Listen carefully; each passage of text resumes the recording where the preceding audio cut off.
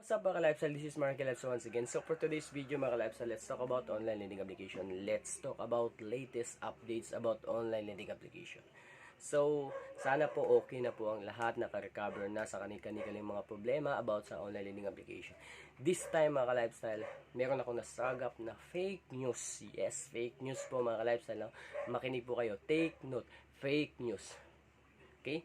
So kasi ganito yan mga ka-lifestyle, napakarami pong nag-comment sa akin nung isang comment na sa YouTube video natin na nagsabi na meron ng branches yung Digido sa Mindanao at sa Visayas area. So this time, especially meron nag-message din sa atin through email na meron daw lending application sa Davao Oriental.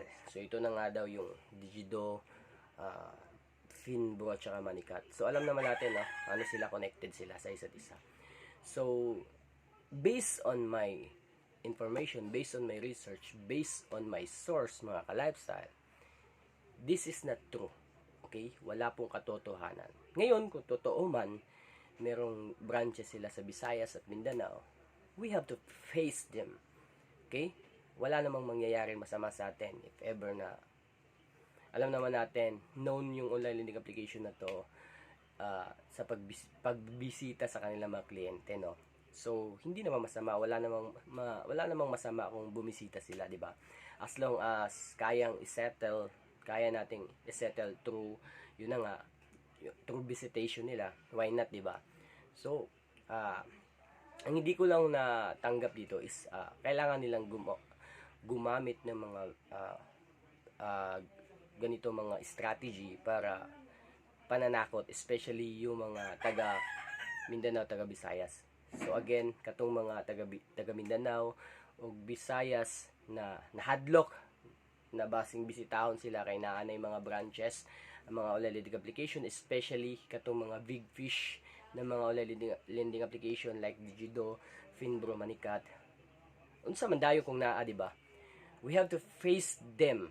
Okay? As long as malinis po yung konsensya natin, as long as naharas po tayo, kailangan po nating harapin sila. Okay? And take note mga ka-lifestyle, sila pa yung magiging dihado dito. Bakit?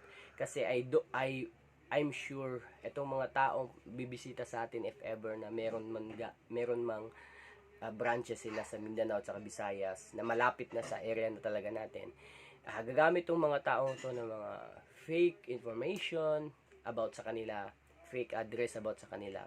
And if ever na ganun man mangyari, we have to make some information about them.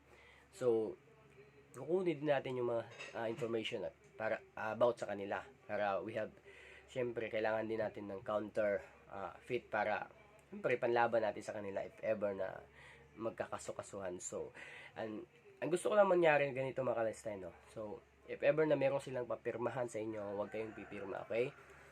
So again, sa lahat po ng mga mga taga Visayas, taga Mindanao na medyo na-alarming kay naana daw mga branches kanina mga online lending application sa ilahang area, dili po na tinuod, okay? Dili po na tinuod. Okay? So mga ka-lifestyle, so I hope na nagka-idea mo sa ato ang video karon. So sa lahat po ng mga, once again, sa lahat po ng mga solid subscribers natin, sa lahat po ng mga nagtatanong na medyo hindi natin nasasagot, pasensya na po kayo. So